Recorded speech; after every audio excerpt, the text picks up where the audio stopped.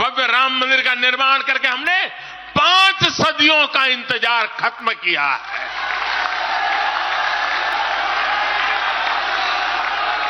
गुजरात के पावागढ़ में 500 साल बाद धर्म ध्वजा फहराई गई है।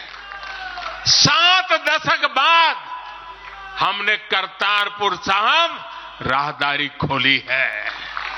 7 दशक के इंतजार बाद देश को आर्टिकल 370 से मुक्ति मिली है। लगभग 6 दशक बाद राजपथ कर्तव्य पथ के नए स्वरूप में सामने आया है। 4 दशक बाद आखिरकार 1 रैंक 1 पेंशन की मांग पूरी हुई है। 3 दशक बाद आखिरकार देश को नई राष्ट्रीय शिक्षा नीति मिली है। 3 दशक बाद आखिरकार लोकसभा और विधानसभा में महिलाओं को आरक्षण मिला है। 3 तलाक की बुराई के लिए विरुद्ध कड़ा कानून बनाने का साहस भी हमने दिखाया है। दशकों से नए संसद भवन की जरूरत महसूस हो रही थी, उसे हमने ही पूरा किया। यह प्रत्येक भाजपा कार्यकर्ता का सौभाग्य है कि वैसी अनेक सिद्धियों का निमित्त बन सके। साथियों, कोई भी देश हो, वो अपना भविष्य तभी संवार सकता है जब वह अपने इतिहास को सहज कर रखता है। बीते वर्षों में भारत ने अपने इतिहास को सहेजा भी है, संवारा भी है। हमने नेशनल वॉर मेमोरियल का निर्माण किया, हमने राष्ट्रीय पुलिस स्मारक बनाई, हमने अंडमान में नेताजी सुभाष और परमवीर चक्र विजेताओं के नाम पर द्वीपों का नामकरण किया। हमने दांडी में नमक सत्याग्रह का आधुनिक स्मारक का निर्माण किया। हमने बाबा साहब आंबेडकर से जुड़े पंच तीर्थ को विकसित किया। हमने रांची में भगवान बिरसा मुंडा की स्मृति में म्यूजियम बनाया। सरदार पटेल को समर्पित स्टैच्यू ऑफ यूनिटी हमारे कार्यकाल में बनी। 31 अक्टूबर को राष्ट्रीय एकता दिवस हमारी सरकार ने घोषित किया। 15 नवंबर को जनजातीय गौरव दिवस के रूप में घोषित करने का अवसर हमें मिला। 14 अगस्त को विभाजन विभीषिका दिवस के रूप में याद करने का निर्णय हमारी सरकार ने लिया। 26 दिसंबर को हमने साहिबजादों की स्मृति में वीर बाल दिवस घोषित किया। 26 नवंबर को संविधान दिवस घोषित करने का फैसला भी हमारी सरकार ने किया और 21 जून को संयुक्त राष्ट्र इंटरनेशनल योगा डे भी हमारी ही सरकार के प्रयासों से घोषित किया। साथियों, विपक्ष के हमारे दल भले ही योजनाओं को पूरा करना न जानते हो, लेकिन झूठे वादे करने में इनका कोई जवाब नहीं रहा है। बावजूद इसके आज एक वायदा करने से ये सारे राजनीतिक दल घबराते हैं। एक भी राजनीतिक दल के मुंह से नहीं सुना होगा आपने, जो वायदा हम कर रहे हैं ना, इसका जिक्र तक करने का उनमें सामर्थ्य नहीं है।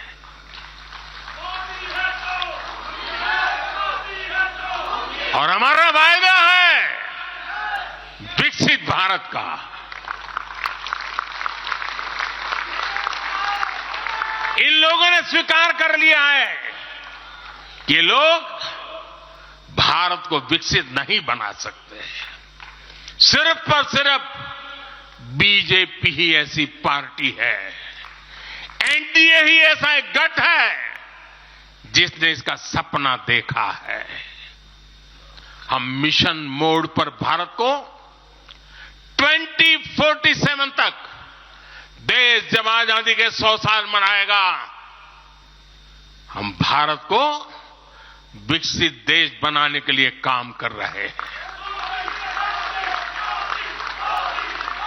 हमने तीसरे टर्म में भारत को दुनिया की तीसरी बड़ी आर्थिक ताकत बनाने का संकल्प लिया है और ये मोदी की गारंटी है।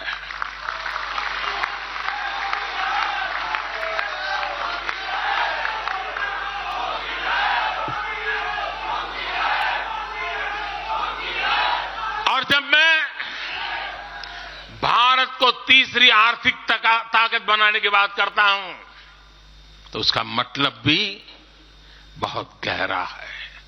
इसका मतलब है भारत के आर्थिक, सामरिक और सांस्कृतिक सामर्थ्य का कई गुना विस्तार, चहुं दिशा में विस्तार। साथियों, हम इसके लिए कितनी तेजी से काम कर रहे हैं, इसका हिसाब लगाना भी जरूरी है। भारत को, यह आंकड़ा याद रखिए, भारत को $1 ट्रिलियन की अर्थव्यवस्था बनने में लगभग 60 साल लगे थे। 60 साल। 2014 में जब देश ने हमें अवसर दिया तो 2 ट्रिलियन मार्क भी बहुत बड़ा लग रहा था, लेकिन 10 वर्षों में हमने अपनी अर्थव्यवस्था में $2 ट्रिलियन और जोड़ दिया। एक के लिए 60 साल, 10 साल में 2 और जोड़ दिया। जब भारत दुनिया की 11वें नंबर की अर्थव्यवस्था था और 11 से 10 पर आने में दम उखड़ गया उनका, हम 11 से 5 पर ले आए। अर्थव्यवस्था जब 11 नंबर पर थी तब इंफ्रास्ट्रक्चर का बजट सिर्फ 2 लाख करोड़ रुपए भी नहीं बन पाता था।